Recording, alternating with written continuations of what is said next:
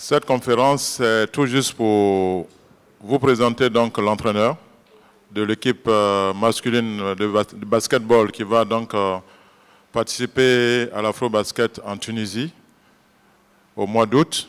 Je suis Hugo Cancé, je suis actuellement coach en France, en National 1 à Quimper.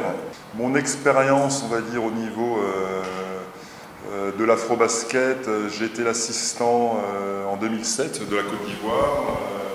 J'ai été coach en 2009 en Libye avec le Mali. Et donc me revoici pour une nouvelle campagne. Que dire de plus? J'ai été un ancien joueur international français. Après, pour la présentation, c'est un peu dur de se présenter. En tout cas, si je suis ici aujourd'hui, c'est vraiment parce que je crois au potentiel de cette équipe de la Côte d'Ivoire. Les joueurs, j'en connais pas mal, puisqu'il y a beaucoup de joueurs qui évoluent en France à différents niveaux. Je les ai aussi connus lors de différentes campagnes. Mais en tout cas, ce qui est sûr, c'est qu'il y a un gros potentiel dans cette équipe et on va essayer de tirer le meilleur avec mes deux assistants et tout le staff dirigeant qui sont derrière nous. On va essayer vraiment de faire le maximum pour vraiment montrer à tous le potentiel de cette équipe et de ses joueurs. Le projet, on va dire, il est très simple pour moi. C'est la qualification pour les Jeux Olympiques. Si j'ai accepté, on va dire, ce défi, c'est parce que je connais la Côte d'Ivoire, je connais un peu le basket africain, et je sais que la Côte d'Ivoire a un gros potentiel. Et c'est pas illusoire de croire en cette qualification pour les Jeux Olympiques. Et les Jeux Olympiques, c'est tout rêve, c'est le rêve ultime de tout sportif. Donc, comment ne pas accepter ce défi? Il y a deux choses importantes. C'est la défense. La défense, voilà, la défense fait gagner des championnats. L'attaque fait gagner des matchs. La défense fait gagner des championnats. Et ensuite, ça sera aussi sur un jeu beaucoup en mouvement. Il y a des joueurs qui sont capables, qui ont une belle agressivité, qui ont une belle athléticité pour justement mettre du rythme. Et il va falloir à tout prix, je pense, mettre beaucoup de rythme, ne pas jouer statique. C'est une force, encore une fois, de ces joueurs et ça doit être une force de cette équipe. La vitesse, cette agressivité vers le panier, avec bien sûr une bonne défense. 2013, ce que j'ai pu voir, c'est bien sûr, je ne suis pas là pour critiquer qui que ce soit, mais pour me servir de ce passé pour ne pas recommencer les mêmes erreurs, on va dire. Je trouve qu'il manquait beaucoup de mobilité en attaque, beaucoup trop statique pour des joueurs qui ont une telle explosivité, une telle athléticité. Il n'y avait pas assez de mouvement, pas assez de création. Il n'y avait pas assez, non plus, on ne se servait pas assez du collectif. Alors, schématiquement, c'était beaucoup de 1 contre 1. Alors moi, encore une fois, il y a un potentiel dans cette équipe individuelle, mais l'individualité ne doit pas passer avant le collectif. C'est-à-dire, pour schématiser, les 18 premières secondes, ça doit être réservé au collectif. Ensuite, si le collectif n'arrive pas à passer cette défense, il faut qu'il y ait ce côté individuel qui prenne le relais, et pas l'inverse. On ne peut pas commencer à chacun jouer son 1 contre 1 et laisser tomber le collectif. Donc je pense que la première des choses, ça a été ça, le problème de 2013, ce manque de collectif en attaque et de mouvement. Ensuite, je vais être un peu plus dur parce que c'est dans mon caractère et c'est ce que je vais essayer d'amener à cette équipe. Enfin là, je ne sais pas essayer, ça va être faire, c'est une discipline. On ne peut pas jouer un sport collectif sans être discipliné, sans être rigoureux. Il ne suffit pas que ce soit Olivier, que ce soit Rich ou moi qui sommes impliqués, qui croyons en notre projet, qui devons être le plus sérieux. Il faut que les joueurs s'impliquent. La première des choses pour s'impliquer, c'est accepter une discipline, accepter une rigueur sur le terrain et hors du terrain. Il n'est pas question que les joueurs viennent ici en vacances. On n'est pas en vacances. On est là pour se qualifier pour les Jeux Olympiques. On ne les force pas. Le gars qui veut partir en vacances, qu'il aille en vacances. Qu'il ne vienne pas ici pour faire ce qu'il veut. Non, on est tous au service du pays, on est tous au service de la sélection, on a un objectif commun. Personne ne sera au-dessus de cet objectif commun. Les joueurs me connaissent un peu. Je connais des joueurs, les joueurs me connaissent. Ils ne vont pas être surpris de mon discours. Ceux qui sont surpris de mon discours, ben je vais trouver quand même ça relativement étonnant. Comment, encore une fois, ne pas être à 100% mentalement et physiquement avec un tel objectif. Si le joueur ne comprend pas que jouer une qualification pour son pays, pour les Jeux Olympiques, n'est pas important, encore une fois, le talent dans ce genre de compétition, on s'en fout. Il faut des guerriers. Des gars qui sont capables de tenir pendant 2 mois, ça va être très dur pendant 2 mois, des entraînements 2 fois par jour. C'est pas le talent qu'on a besoin, c'est un talent mental. Il faut être que le physique soit là tous les jours, soit au service des uns et des autres de l'équipe.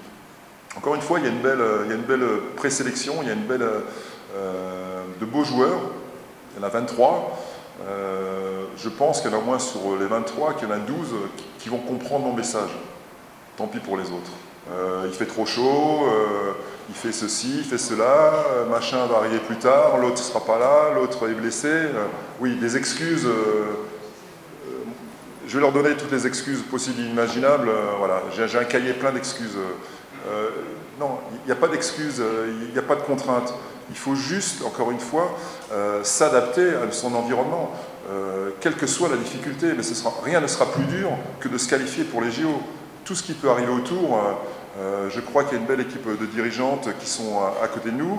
On a un staff technique, je pense, compétent. Donc, à nous de gérer tout ça pour que les joueurs, on va dire, n'aient que le basket à penser. C'est pas l'idéal, ce serait avant le dernier tournoi de Madrid, c'est d'avoir déjà les 12, partir à Madrid pour le tournoi avec les 12 qui vont faire l'Afrobasket. Voilà, à peu près cette échéance. Après, on va se servir des 2 semaines ici, enfin des 10 jours ici, pour déjà... ce rendez-vous va aussi servir à rencontrer des jeunes qu'on ne connaît pas. Le but pour une équipe, c'est pas juste cette année. Il faut réussir à pérenniser, à savoir à qui on a affaire. Est-ce qu'il y a un joueur, de connaître les joueurs. Est-ce qu'ils sont prêts pour tout de suite? Ils sont prêts pour dans 1 an, pour dans 2 ans. Donc ça va aussi nous servir à voir des joueurs qu'on ne connaît pas, des joueurs, des jeunes qui viennent des États-Unis, qu'on n'a pas l'habitude de voir aussi à l'étranger. Donc ça va servir à ça. Les joueurs locaux aussi pour savoir un peu comment les diriger, s'il y a besoin de comment les faire évoluer, un travail, ils ont un potentiel. Voilà, ça va un peu servir à tout ça. Il y aura aussi une difficulté, c'est que, on va prendre l'exemple de Zerbo, de Papamagou qui ont fini le championnat il y a 2 semaines, il y en a d'autres qui l'ont fini il y a 1 mois et demi le championnat. Ils n'ont pas tous le même niveau de forme, donc il y aura des joueurs qui vont faire un peu plus de physique que d'autres. C'est essayer d'équilibrer tout ça. Donc, en fonction de tout ça, la sélection se fera petit à petit, mais le but, ce serait que le dernier tournoi pour le Madrid, ce soit l'équipe qui fasse l'Afrobasket. Oui, alors, entre se qualifier pour les Jeux Olympiques et finir champion d'Afrique, vous êtes un peu, pas pervers, mais vous jouez beaucoup avec... oui, bien sûr, le potentiel, c'est quoi le potentiel? Le potentiel de l'équipe, c'est qu'il y ait déjà un noyau important qui se connaissent, déjà par rapport à 2013, qui ont déjà fait une compétition. Et moi, ce qui m'intéresse par rapport à ces joueurs-là, ce que j'ai pu voir, ce que j'ai pu entendre, c'est qu'il y a eu pas mal d'erreurs de fait. Le but, c'est de ne pas recommencer ces erreurs. Donc, ils ont déjà cette expérience. Et je pense qu'ils ont été vraiment énormément déçus de faire ce résultat à domicile. Donc, c'est joué aussi là-dessus. Voilà, qu'ils aient conscience des erreurs qu'ils ont fait, qu'ils aient conscience aussi de leur connaissance commune. Ils ont déjà une expérience commune à haut niveau. Ils se connaissent aussi, il y en a beaucoup de joueurs en France. Voilà, c'est la force de cette équipe, c'est ça. Ce potentiel, il est là. Il y a aussi ce potentiel il y a de tout, il y a des 1, des 2, des 1-2, il y a un peu de tout. Moi, ce que j'aime bien, c'est aussi cette polyvalence, se servir de joueurs sur différents postes de jeu. Et ce qui m'amène sur la deuxième question, à perturber l'adversaire. Comment on va faire pour contrer les équipes, comment les autres équipes vont faire pour nous contrer aussi. D'accord ? La première des choses, c'est de respecter, comme vous dites, l'Angola. Il faut respecter l'Égypte, c'est-à-dire il faut respecter nos adversaires. Avant tout, c'est encore une fois, ça passera que par une discipline, une rigueur qui doit être au-dessus de ces équipes. Et surtout, ce que j'espère, ce que je veux, c'est que, qu'en Angola, qu'on pose la même question à l'entraîneur de l'Angola, comment allez-vous faire pour contrer la Côte d'Ivoire? C'est aussi ça. Vous savez, c'est un combat. C'est deux boxeurs qui rentrent sur un ring. Au départ, ils ont tous les deux la même chance. Qui va baisser les bras en premier? Et c'est cette préparation qui, pour moi, qui doit servir le 9 et le 16 août. D'accord ?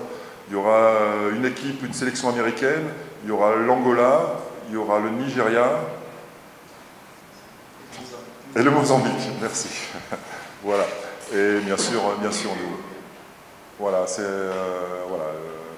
Donc ce sera quand même un tournoi relativement important, juste une semaine avant le début de la compétition, avec encore une fois des équipes africaines.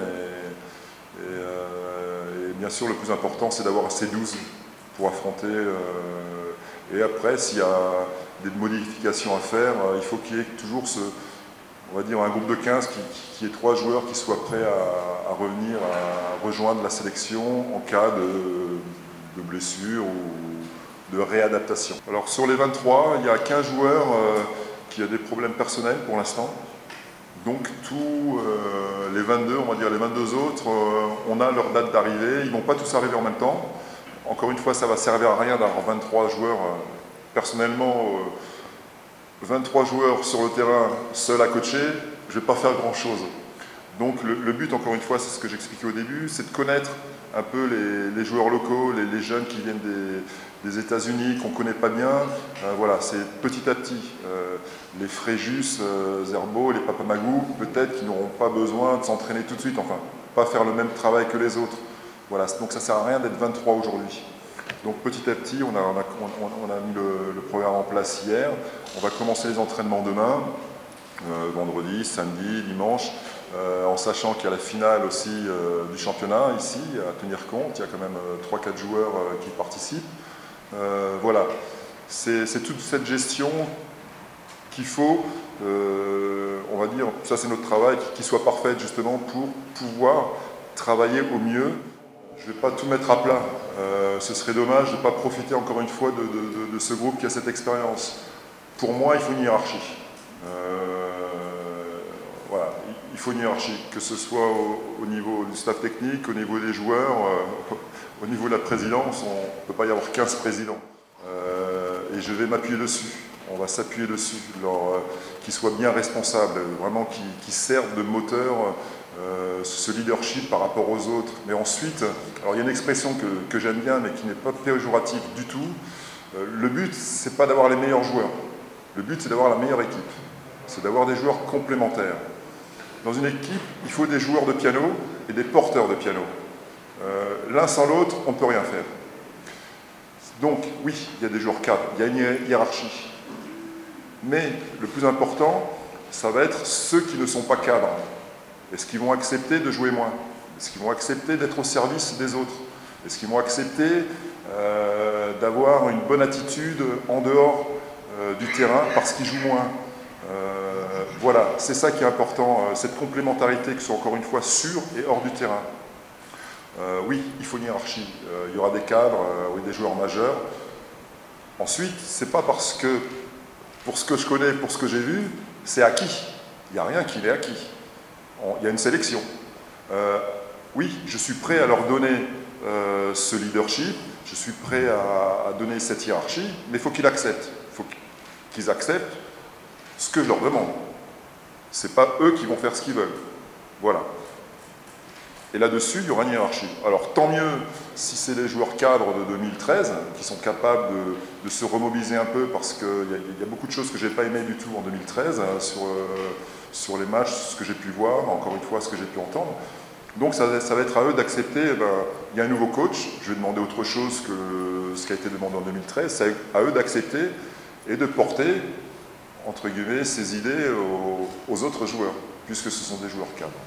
En parlant du groupe, déjà je pense qu'on n'est pas dans le groupe de la mort, il y a toujours un groupe plus dur que l'autre, donc le Zimbabwe, l'Algérie et le Cap-Vert, je pense que le Cap-Vert, il faut s'en méfier toujours. Ça peut être très bon, ça peut être moins bon. Le basket maghrébin, toujours un peu difficile, c'est pour ça qu'en préparation on a demandé à jouer contre des équipes maghrébines, même faire un petit stage en commun, des scrimmages pour s'habituer à ce basket un peu différent. Zimbabwe, ça je laisse à mes assistants le rôle de trouver des informations. J'en ai aucune, je crois que j'ai même jamais vu, je ne sais pas, enfin à différentes cannes. Je n'ai pas trop d'informations pour l'instant, j'ai commencé à en parler hier avec Rich justement, qui essayait de chercher des informations là-dessus. Voilà, donc je ne pense pas que ce soit une poule la plus dure, mais on va respecter nos adversaires, évidemment. Mais bon, je pense que voilà, c'est une bonne poule pour bien continuer la suite de cette compétition, bien nous préparer en tout cas. Vous savez, nous, ce qu'on recherche en tant que coach, c'est un peu de longévité. Le travail collectif, déjà que ce soit en club ou encore plus en équipe nationale, c'est compliqué de pouvoir tout donner en l'espace de 2 mois. Après, je suis conscient que le résultat doit être aussi un critère pour les dirigeants, c'est évident, j'en suis conscient. Mais le travail sur le long terme est intéressant aussi. Alors, ce qui peut être intéressant, alors bon, j'anticipe un peu, mais ce qui peut être intéressant maintenant, en Europe, là, je ne sais pas si vous êtes au courant, on va revenir comme à mon époque, c'est-à-dire qu'à les qualifications pour le championnat d'Europe, ce sera pendant la saison, à Toussaint, en novembre et en février. Donc c'est-à-dire que le championnat s'arrête. Pourquoi pas ne pas profiter de cet arrêt pour faire des réunions,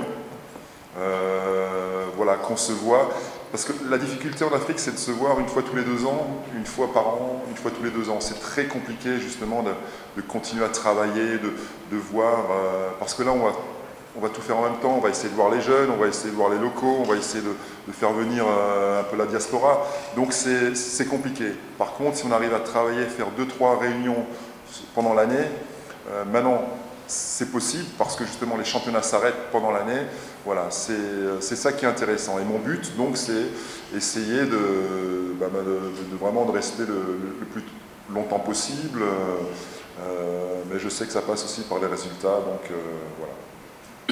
Il ne faut pas que ce soit juste le staff technique, le staff dirigeant qui croit en ce projet. Il faut que, les joueurs y soient, mais aussi que les gens de la Côte d'Ivoire, d'Abidjan soient derrière nous. Donc je pense que la communication a un rôle important. C'est la compétition qui sera importante. Tout ce qui se passe avant, par exemple, on va jouer contre le Mali ici. On sera un peu en retard par rapport à eux. Ce qui m'intéressera sur ces matchs-là, ce ne sera pas le résultat. Voilà. Donc si vous, c'est parce qu'on perd, vous nous dites qu'on est les plus mauvais, vous pouvez. Mais le but, c'est encore une fois l'afro-basket. Moi, j'ai été joueur, j'ai été coach, je sais un peu ce que c'est la préparation. Ça ne sert à rien d'être prêt aujourd'hui. D'accord, la compétition est dans un peu plus d'un mois, c'est là qu'il faudra... Et donc ce que je demande, c'est un peu de... Voilà, d'être... qu'on soit supporté, mais on a aussi un rôle important à vous rendre. Et je pense que c'est au niveau du comportement et de l'attitude, on ne peut être que supporté si on est respectueux des gens qui sont derrière nous. C'est cet échange que je vais essayer... qu'il faut, c'est pas essayer, c'est qu'il faut qu'il soit là, que cet échange soit là, c'est-à-dire que nous, on ait une attitude, des comportements irréprochables, justement pour que vous puissiez nous supporter, qu'on sache qu'il y a tout un peuple qui puisse nous supporter, et on en aura bien besoin lors de la compétition.